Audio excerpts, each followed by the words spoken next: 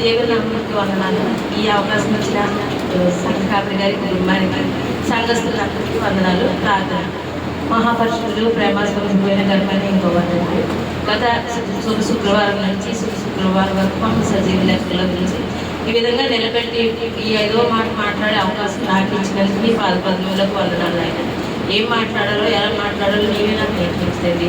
అయినా నేను అన్ని వాటిలో ఏమో మీకు తెలిసిందండి ప్రభా. నాకు ఇక్కడ నిలబడి వాక్యం చెప్పి అర్హత లేనప్పుడు నీ ప్రభా ఈ అవకాశం వచ్చి నీకు వందనాలు.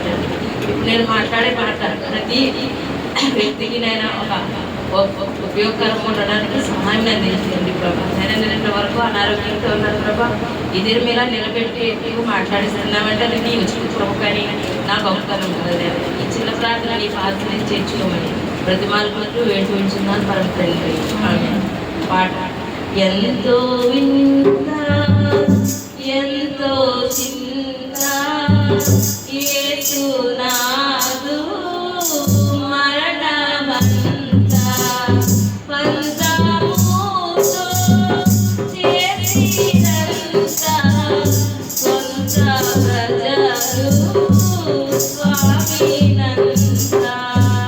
ఎంతో వింత ఎంతో చింత యేసునాథు మరణమంత.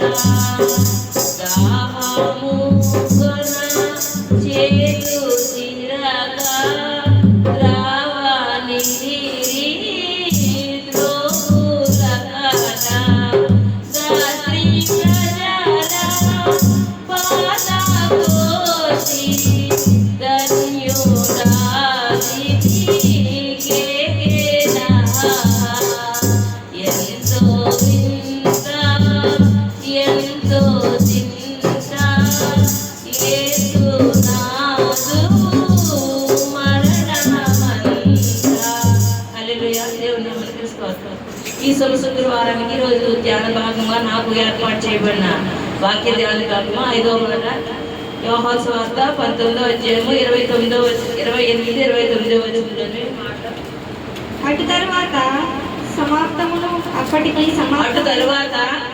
సమస్తమును అప్పటికి సమాప్తమైనదని యేసు ఎరిగి లేఖనము నెరవేరునట్లు నేను తప్పుకొనుచున్నాను.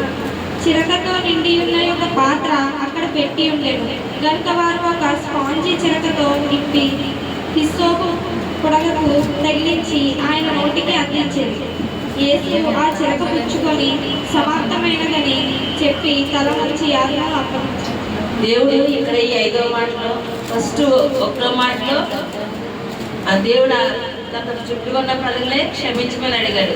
2వ మాటలో తన దొంగని క్షమించాడు. 3వ మాటలో తన తల్లిని కుమారుడికి అప్పగించాడు. 4వ మాటలో తన తండ్రి తన చెయ్యి విడిచిపెట్టిన విషయం జ్ఞాపకం చేసుకున్నారు. ఈ 5వ మాటలో తాను దాహం కలిగి ఉన్నానని దప్పుగా తీర్చమని అడుగుతున్నారు.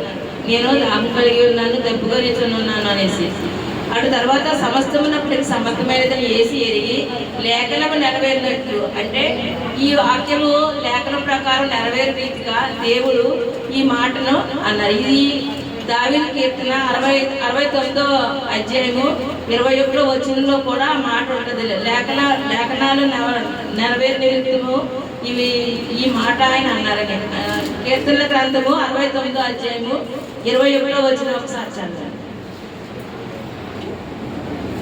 వారు చేదును నాకు ఆహారముగా పెట్టింది, నాకు దప్పి అయి ఉన్నప్పుడు చిరకను వారు నాకు అందించిరి.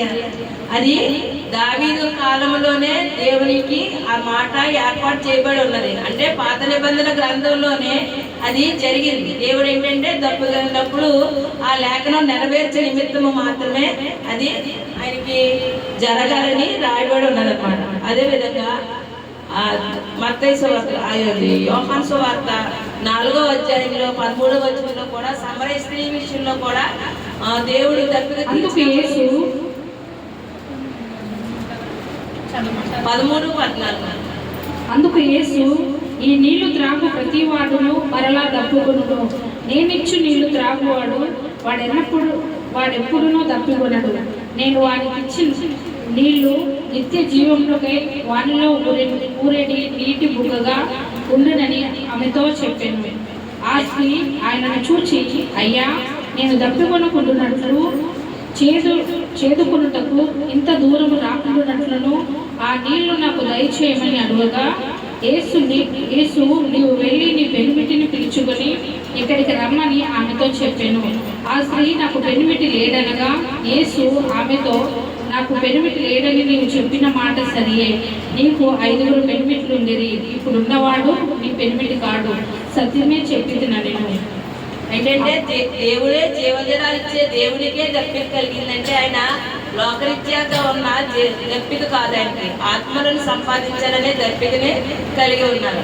అలా ఆత్మను సంపాదించే దప్పికలో ఉండి ఆయన కొన్ని ఆత్మలైనా తీసుకురావాలనే ఆశతో ఆయన జీవాధిపతి అయ్యింది కూడా, జీవజలాలు ఆయన దగ్గర కూడా వేసేది ఆయన దేవుడిని అడుగుతున్నారు, దప్పుకుని ఉన్నాను, నాకు దాహం తీర్చండి. కానీ అక్కడ ఉన్న వాళ్ళు ఏం చేశారు, చేదు చిరకని స్పంజీలో ముంచి లోపల నోటికి అందించారు. కానీ ఆ చిరక ఏంటంటే మొద్దు అనమాట.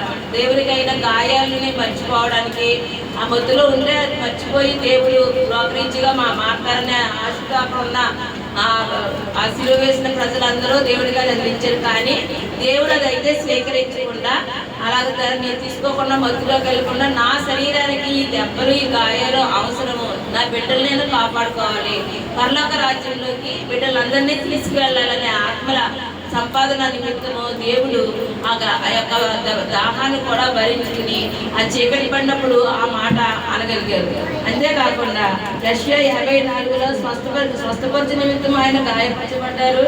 ఆయన సొగసు ఆయన స్వరూపమైన లేనివాడు ఆయన అయినాడని చెప్పారనమాట. ఎందుకంటే ఆ వాక్యంలో రాయబడి ఉంది, తండ్రి చిత్తాన్ని నెరవేర్చడానికి, ఆత్మలను సంపాదించడానికి దేవుడు దాన్ని సిద్ధపాటు చేసుకున్నారు. మనకే ఆశ ఉంటుంది. మనకి ఏ ఆశ ఉంటుంది? లోకాశలు. బట్టలు కొనుక్కోవాలను, లేకపోతే కారు కొనుక్కోవాలను, ఇంకో రీతిగానో ఉన్నదానికి ఇంకా ఎక్కువ పెంచుకోవాలను, ఉన్నది సరిపోవడం, ఆత్మసంతృప్తి అనేది ఉండదు. దేవుడు ఇచ్చినంతలో సంతృప్తిగా బతకాలనే కోరిక ఎవరికి ఉండదు. దాని నుంచి ఇంకోటి చేయాలి అనుకుంటారు. ప్రతి మనిషికి ఆశ ఉంటుంది. కానీ ఆ ఆశ కూడా దేవుని చిత్త ప్రకారం ఉండేలా మనం దేవుడిని వేడుకోవాలి. మనం ఆత్మను సంపాదించాలంటే మనలో పాపాన్ని అంతా దేవుడి దగ్గర ఒప్పుకొని, దేవుడికి ఉన్న అతిక్రమంలో మనకి అడ్డుగోడగా, ఎరుగోడల వల్ల అడ్డుగా ఉన్న పాప క్రియలు, కంటి చూపు అవ్వచ్చు, నడక అవ్వచ్చు, మాట అవ్వచ్చు, ఇతరులను దూషించే విధానం అవ్వచ్చు, లేకపోతే హర్ట్ చేసేట్టుగా మాట్లాడతాం. ఇప్పుడు స్టూడెంట్స్ ఉన్నారు నా దగ్గర, వాళ్ళు ఏదో విషయంలో కేకలేస్తూ ఉంటాం, వాళ్ళు హర్ట్ అవుతారు.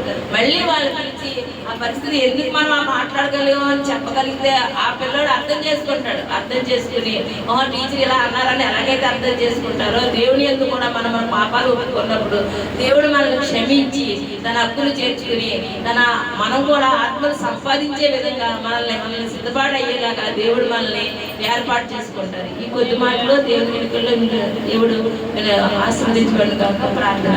మహాపరిషుదుడు ప్రేమ స్వరూపుడైన గర్మనే కోదండి నాయన, ఈ చిన్న కొద్ది మాటలో మాట్లాడే అవకాశం నాకు ఇచ్చొద్దండి. నేనంతా ఎంతో దగ్గుతో జ్వరంతో ఉన్నప్పటికీ తండ్రి, నీ కుమారు ప్రార్థన ద్వారా నాకు స్వస్థనిచ్చి ఈ కొద్ది మాటలు ప్రభా ఆత్మలు సంపాదించే విధంగా మమ్మల్ని మేము సిద్ధపాటు చేసుకోవడానికి, మమ్మల్ని ఏర్పాటు చేయడానికి ఈ శుక్రవారంలో 5వ మాటగా నాకు అనుగ్రహించినందుకు వందనాలు తండ్రి. ఇందులో నేను ఏదైనా తప్పుగా మాట్లాడుతుంటే తండ్రిగా క్షమించి ప్రభువా. తండ్రి, మరి ఒకసారి మంచి అవకాశం ఇచ్చి ఇంకనూ తండ్రి అనుభవపూర్వకంగా మాట్లాడేసి నాకు అనుగ్రహించమని, ఈ ప్రార్థనని పాసనికి చేర్చుకోమని, త్వరగా రాబోతున్న నజరేయుడైన యేసు పరిశుద్ధ నామమున పాపిని నేను బ్రతిమాలి వేడుకొనిచున్నాను పరమ తండ్రి. ఆమేన్.